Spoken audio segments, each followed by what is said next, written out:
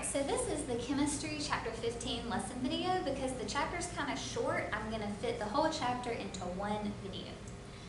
In chapter 15 we talk a little bit about water and some of its properties and what will dissolve in water, and we talk a little bit about some mixtures also. Alright, so in 15.1 we're going to talk a little bit about water. So a water molecule has a dipole moment because the oxygen is much more electronegative than the hydrogens. So if you remember all the way back in chapter 8, alright, we talked about this electronegativity chart. I know you probably can't see this. It's on my website, or you can just Google one. Remember, our numbers may be slightly different if you Google one. And so we discussed how when an element has a high electronegativity value, it can pull electrons closer to it, and it becomes partially negative. Remember, we did the little deltas that look like a 8 that isn't finished. And so then we talked about having a dipole moment because it has the partial positive and partial negative side, so it has two poles like a magnet. So that's what we're talking about here. This strong dipole moment causes water molecules to have strong attractions for each other, and they have the special attractions that are called hydrogen bonding. Because remember, hydrogen bonding happens between compounds that contain hydrogen bonded to an extremely electronegative element such as oxygen, nitrogen, and fluorine, so O, N, and F. So hydrogen bonding describes many of the properties of water, such as its surface tension and vapor pressure. So it tends to have a high surface tension and low vapor pressure for its molar mass because of hydrogen bonding. So those water molecules, they're just really attracted to one another, kind of like tiny magnets.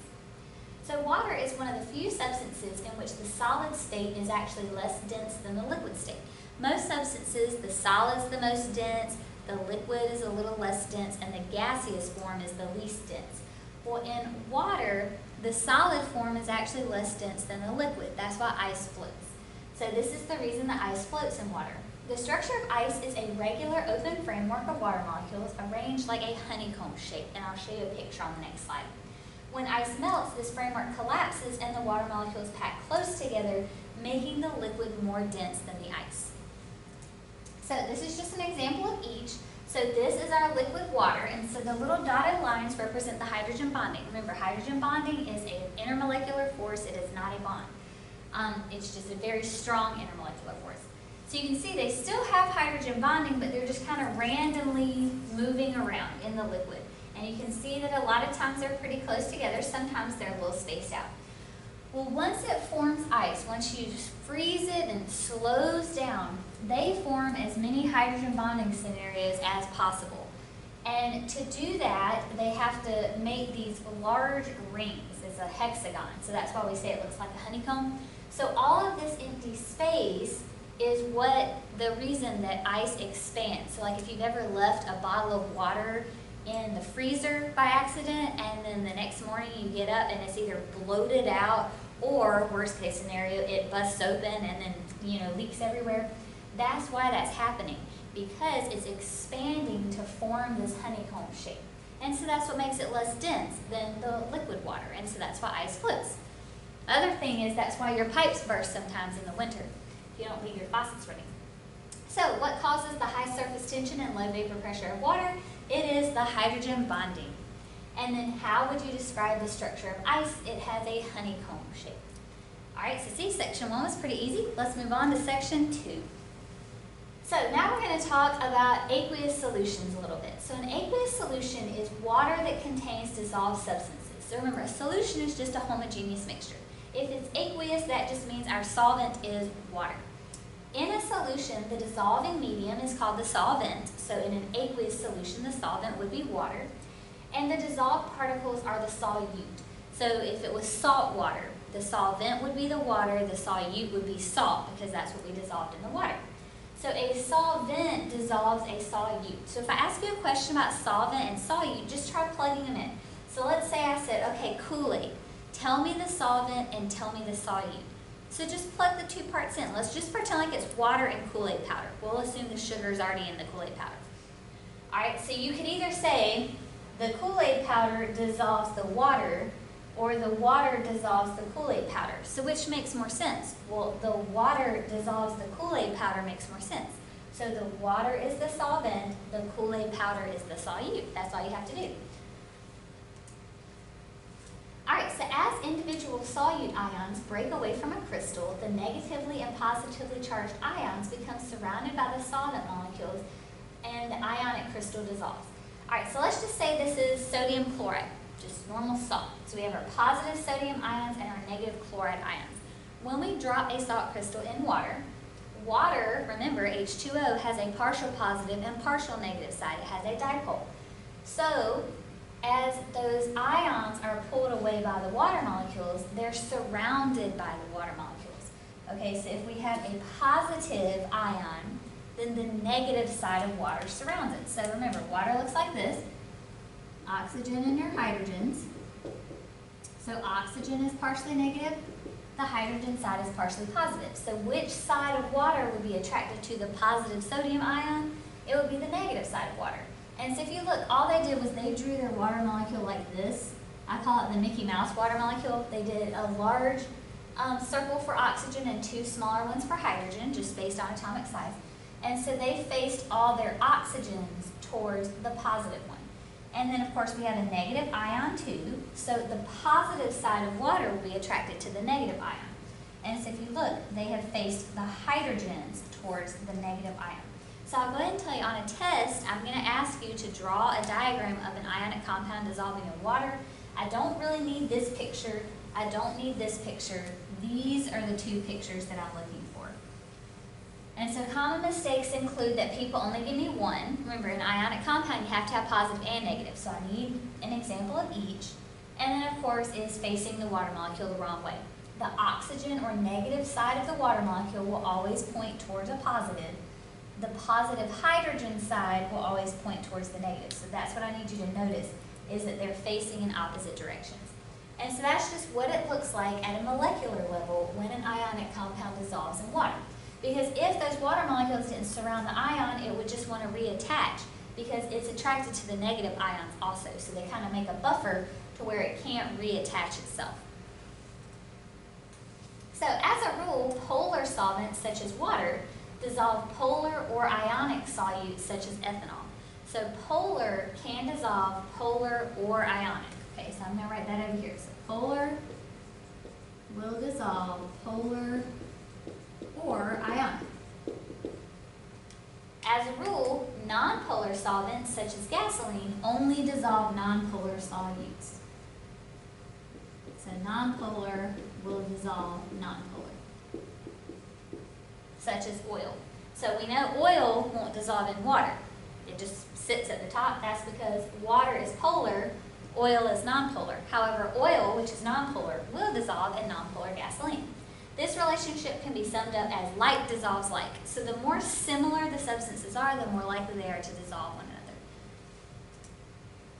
So next thing we're going to talk about is electrolytes. So you've probably heard about electrolytes in sports drinks like Powerade, Gatorade, things like that. They do contain electrolytes, but not all electrolytes are even safe to eat or consume. An electrolyte is any compound that conducts an electric current when it's in an aqueous solution or the molten state. So in other words, any substance that can conduct electricity, if I dissolve it in water, that's what aqueous solution means, or melt it, that's what molten state means, is an electrolyte. It doesn't necessarily have to be safe for human consumption. All ionic compounds are electrolytes because they will dissolve into ions. Okay, as long as you have charge that can move, something can conduct electricity. So once those ions separate, they can move around. So in the solid state, an ionic compound, they're stuck in those fixed locations. It can't conduct electricity. If you dissolve it in water and they break apart, or you melt it and then they can flow, that's when it can conduct electricity. A strong electrolyte fully breaks into ions. And so if you set it up where you have electricity passing through a strong electrolyte, it will fully light a light bulb. A weak electrolyte only partially breaks into ions. So what that means is some of them break apart, so if you put it in the same apparatus, the light bulb will come on, but it will be very dim. And then of course, a non-electrolyte is a substance that does not conduct electricity. So if you put it, hook it up to the light bulb will not come on. Some polar compounds are non-electrolytes in the pure state, but become electrolytes when dissolved in water. So the next thing we're going to talk about is hydrates. A compound that contains water is called a hydrate. In writing the formula for a hydrate, you use a dot to connect the formula of the compound and the number of water molecules per formula unit. So for example, if we have CuSO4 with a dot and then 5H2O, that means we have CuSO4 and it is surrounded by 5 water molecules. So here's an example of that. So we have our copper, our SO4, and then there's 5 water molecules that have surrounded it. So how do we name something like this? Well, the first part, before you get to the dot in the water, you name using our normal naming rules, which hopefully you remember. So Cu is copper, Cu is a transition metal, so we need a Roman numeral. So SO4 is on your polyatomic ion sheet. It is sulfate, and it has a -2 charge. So what cancels out a -2 charge? A +2 charge. So remember, the charge on the metal is the Roman numeral. So it becomes copper, Roman numeral 2, SO4 is sulfate. That's the normal part. Now if you're having trouble following that, you need to go back all the way to chapter 9 and watch those videos again. All right, now here's the only new part. Then you use our normal prefixes. Remember our mono, di, tri, tetra, so forth and so on. So 5 is penta, so I put penta. And then instead of calling it water, you just call it hydrate. So think about when you hydrate yourself, you drink water. When a molecule hydrates itself, it attracts water. Okay, so it's pentahydrate. So say this had been 2H2O, I would call it dihydrate. Say it had been 8H2O, I'd call it octahydrate, just like that. Okay, so the adding the hydrate's the only new part, but a lot of you struggle with naming, so you may just want to consider going back and rewatching those videos anyway, because naming is something that everybody always struggles with. Alright, so let's knock out our second section assessment. So in the formation of a solution, how does the solvent differ from the solute? The solvent dissolves the solute. That's what you can put for that one. The solvent dissolves the solute. So number 2, describe what happens to the solute and the solvent when an ionic compound dissolves in water. Well, instead of describing it in words, let's just draw the picture that I would expect you to draw on your test. So remember, you need a positive and a negative ion. Now, water molecules, I'll draw the little Mickey Mouse one because that's what a lot of y'all prefer. Remember, this is the oxygen and these are the hydrogens. The oxygen is more negative, more electronegative, so it's partially negative, and the hydrogens are partially positive. So which side would be attracted to a positive ion? The negative side. So I'm going to draw the head of Mickey Mouse towards the positive. So I can just put some like this. And so notice I have the hydrogens facing away from it. Alright, and then we have a negative ion. So which part of water would be attracted to a negative ion? The positive side of water, which are the hydrogens, or the ears of the Mickey Mouse. So on the negative one, I'm going to draw my water molecule like this. And you're more than welcome to draw the Mickey Mouse, or you can draw H2Os. Either one is fine. Alright, so number 3, why are all ionic compounds electrolytes? Because they break into ions. Remember, once you have charge that can flow, you can conduct electricity. So because they break into ions. So number 4, how do you write the formula for a hydrate? Well, remember, you write the normal formula, so like the copper 2 sulfate, you write the normal formula, and then you do a dot and the number of waters. Okay, so like I said, for example, if that's kind of confusing, like CuSO4 dot 5H2O, just like that. Okay, so we have the normal formula, the dot, and then however many waters have attracted to it. Alright, so number 5. Number 5 says, which of the following substances dissolve to a significant extent in water? So this is where this comes into play. Polar will dissolve polar or ionic, nonpolar will dissolve nonpolar. Well, how do you know what's what? Well, if you remember, I'm going to erase some of this so I have more room. You remember, we've already discussed this. Nonpolar has a difference of less than 0.5. Polar has a difference of 0.5 to 2. And ionic has a difference of greater than 2. Where are those numbers coming from? That electronegativity chart that we talked about. Alright, so first thing I need to do is figure out, well, what is water? Is water polar or is it nonpolar? So remember, all you do is look at the formula. So water is H2O. So that means it's H bonded to O. O's electronegativity is 3.44. H's is 2.1. And so once I subtract, let me grab a calculator real quick. I get 1.34. So So 1.34 shows me that water is polar. Once I know water is polar, I know it will dissolve anything that is polar or ionic. Okay, so any of these substances down here that are polar or ionic will dissolve in water. If it's non-polar, it will not dissolve in water. So now I just need to look at each example. So we have CH4. Well, if you look at your polyatomic ion sheet, not that, if you look at your electronegativity sheet, C is 2.55, H is 2.1. That gives me a difference of 0.45. That puts it in the non-polar category. So since CH4 is non-polar, remember, water will only dissolve polar and ionic. It will not dissolve in water. All right? So we move on to our next one. We have KCl.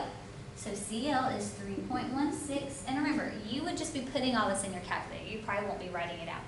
K is 0.82. And so once I subtract, I get 2.34.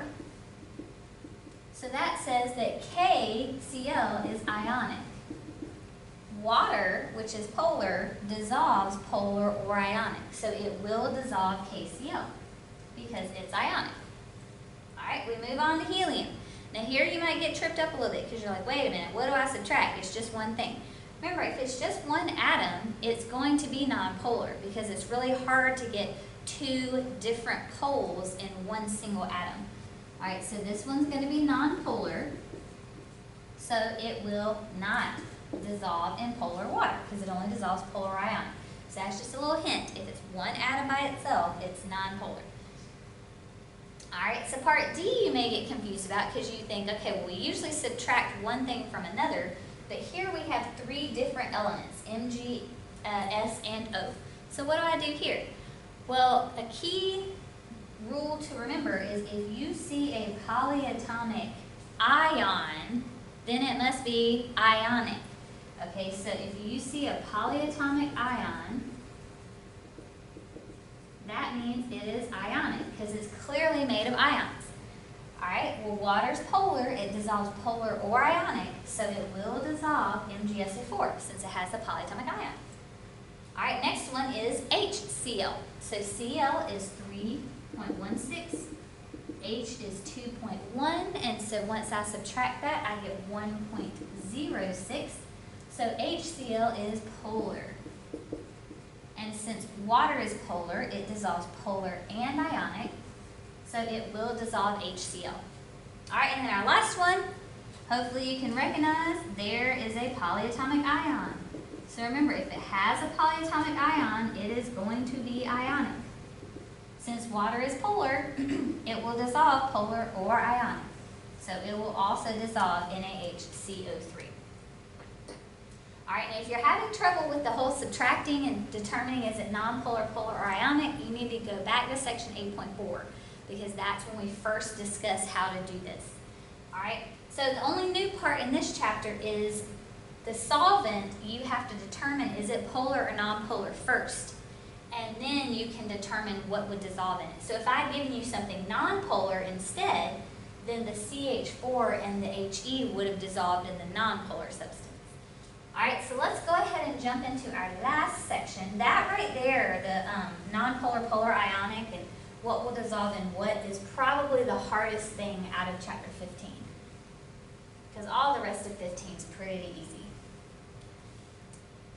All right, so the last thing we're going to talk about are heterogeneous aqueous systems. So we're going to talk about suspension, a colloid, and then we're going to compare them to a solution. So a suspension is a mixture from which particles settle out upon standing because the solute particles are very large. An example is Italian salad dressing. So Italian salad dressing, the particles are actually so large you can see the individual particles. Now they don't have to quite be that large, but you can see the individual particles. They settle to the bottom if you don't agitate it or move it, and so then you have to shake it up to kind of spread them out or suspend the particles. That's where suspension comes from. And then eventually over time they settle again to the bottom. The easiest way to learn this section is learn the examples. If you can learn the examples, then anything I ask about you already know from the example. So just know Italian salad dressing. So a colloid is a heterogeneous mixture containing particles that are smaller than a suspension but larger than a solution. So a colloid's particles do not settle with time. A colloid's particles are too small to be separated by filtering. So examples include whipped cream, milk, and jello. The easiest one to remember is milk. All right, so the 3 examples that I'll give you is for solution, I always like to say Windex. For colloid, I say milk. And for suspension, I say Italian salad dressing. All right, so think about Windex. The particles are so small that when you look through Windex, you can see straight through it. When you try to look through milk, on the other hand, the particles kind of block the view a little bit because they're a little bit larger. And then in Italian salad dressing, once you shake it up, you can't really see through it either because the particles are very large. A suspension over time will settle, so that Italian salad dressing, you have to shake it up every now and then. Milk, on the other hand, the particles are larger than Windex, like you don't have to shake Windex either, but they're not going to settle over time. And then if you pour Italian salad dressing through filter paper, it will collect some of those larger particles, whereas if you pour milk through filter paper, unless it's spoiled and you need to check the expiration date, you shouldn't catch any chunks in the filter paper for milk because the particles are too small to be collected by filtering. But they're still larger than Windex, so that's where that blocking your view thing comes from. We don't really go into Tyndall effect and Brownian motion and stuff, but you may learn that in other classes. All right, so it says, how does a suspension differ from a solution? Well, there's many ways. You could say a suspension settles over time, a solution does not. You could say a suspension can be filtered, a solution cannot. Either of those would be fine. Number 2 says, what distinguishes a colloid from the suspension and a solution? That's the particle size. A suspension has large particles, a colloid has medium-sized particles, and a solution has small particles. And then number 3 says, can you separate a colloid by filtering? So this is where if you'll just remember the example, you'll know the answer. So the example for colloid I told you that I like to use is milk. So when you pour milk through filter paper, if it is not expired, should you catch stuff in the filter paper? No, okay? You should not. So, well, I say that, but we'll talk, there's a difference in like the different processes that you can use for milk. So, you know, if you're just fresh squeezing milk from a cow, that's a little different than what you buy at the store. But anyway, you should not catch anything in that filter paper because the particles are too small. All right, so that concludes chapter 15. Like I said, the hardest part of this whole chapter would be the does something dissolve in something else, where you have to subtract and determine polar, nonpolar, ionic using your electronegativity values. But otherwise, it's just kind of a lot of vocabulary. So anybody can memorize vocabulary. So just again, like chapter 13, I told you don't just breeze over it because it seems easy. Same thing for this chapter. Don't just skip over it because it seems easy. Make sure you study the material so that you can do well on the test, especially after that Unit 4 test, which I'm just going to assume probably wasn't your best test grade. You know, stoichiometry blows some people's minds, so, you know, you might have had a little issue with that test.